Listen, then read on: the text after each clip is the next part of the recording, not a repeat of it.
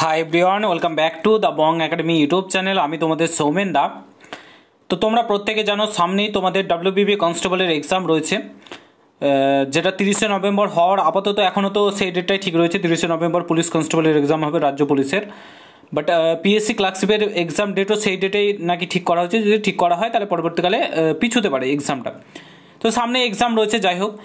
তো এবার সেটা হচ্ছে আমাদের নতুনদের জন্য কারোর এক্সাম দিয়ে লাভ নেই, কারণ সিভিক পুলিশদের এবার কনস্টেবল পদে পদোন্নতি করা হবে, মানে সিভিকদের এবার কনস্টেবলে ঢোকানো হবে। নবান্ন থেকে অনুমোদন দিয়ে দিয়েছে যে এবার সিভিকরা যাতে কনস্টেবল হয়ে যায়, নতুনরা মানে যাতে সুযোগ না পায়, মুরুক তাদের কোনো মানে তারা যেখানে ইচ্ছা যাক, কোনো ব্যাপার নেই, কিন্তু যাতে সিভিকদের কোনো মতে ছাড়া যাবে না, কারণ সিভিক ভোট ব্যাংক রয়েছে। সিভিকদের যে করে হোক কনস্টেবল, মানে তাদের যোগ্যতা না থাকলেও কনস্টেবল পদে পদোন্নতি করতে হবে। নতুনদের জন্য কোনো সুযোগ নেই, কোনো ছাড় নেই, তাদের জন্য সমস্ত সুযোগ, সিভিক ভলেন্টিয়ারদের জন্য সমস্ত কিছু তাদের জন্য করে দেওয়া হয়েছে।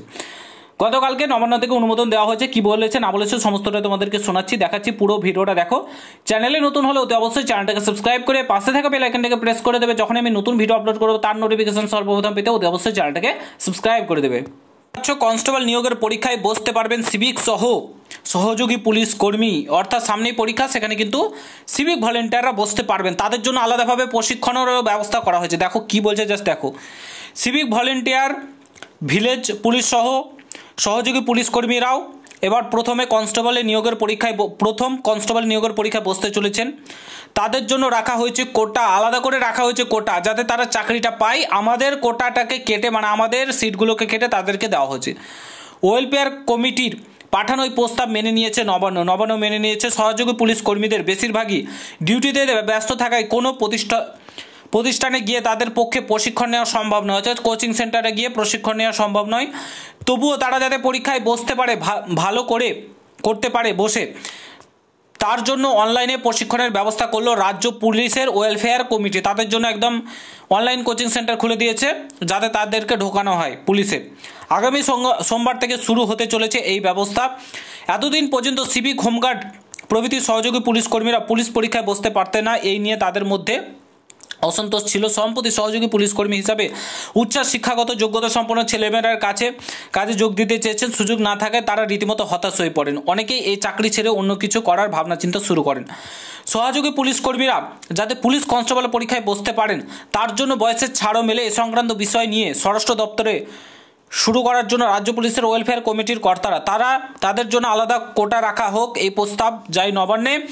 এই নিয়ে ওয়েলফেয়ার কমিটির কর্তাদের সঙ্গে দফায় দফায় বৈঠক করে রাজ্যের পুলিশ অফিসাররা শেষ পর্যন্ত ওয়েলফেয়ার কমিটির এই প্রস্তাব মেনে নেন।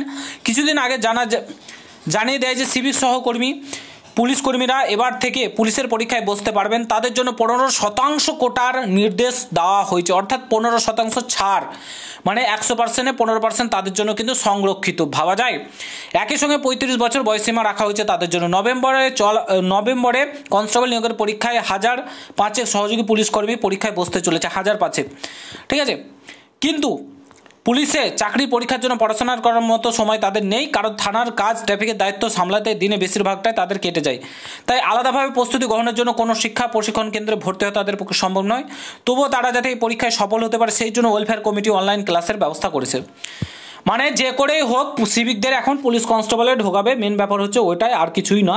আমাদের সিট সংখ্যাগুলোকে কেটে এবার সিভিকদেরকে ভরবে, যাতে ভোট ব্যাংকটা পায়। 2026-এর ইলেকশন রয়েছে, বুঝতেই পারছো। তো সেই ইলেকশনকে কেন্দ্র করে কিন্তু এখন এমনিতেই তো পুলিশ নিয়োগ হচ্ছে না, সিভিকে ভর্তি রয়েছে রাজ্যটা, আর রাজ্যের বেহাল অবস্থা, আইন শৃঙ্খলা ভেঙে পড়েছে। সেই জায়গায় এখন মানে এত রিজার্ভেশন ভরে দিয়েছে যে ইউআর ক্যাটাগরির ক্ষেত্রে কোনো সিট নেই। 300 কতটা মাত্র সিট রয়েছে, 11,000 সামথিং না 12,000 পুলিশে, মাত্র 330টা শূন্যপদ কিন্তু রয়েছে। কিসের জন্য? ইউআরের ক্যান্ডিডেটদের ক্ষেত্রে। ভাবা যায় মানে কি অবস্থা চলে এসছে আজকের এই রাজ্য, জঘন্য থেকে জঘন্যতম। সাধারণ ছেলে মেয়েদের অবস্থা খারাপ করে দিয়েছে রাজ্য সরকার, যা ইচ্ছে তাই করছে, যা ভাবছে সেটাই করছে, কারোর কথাই শুনছে না, বলার কিছু নেই। যাই হোক, তোমাদের সামনে পরীক্ষাতে সিভিক ভলেন্টিয়ারদেরকে ঢোকাচ্ছে, এটা হচ্ছে ব্যাপার। আশা করি বুঝতে পারছো। ভিডিওটা ভালো লাগলে শেয়ার করে, দেখা হচ্ছে নতুন ভিডিওর সঙ্গে। ভালো থেকো, সুস্থ থেকো, গুড বাই, জয় হিন্দ, বন্দে মাতরম।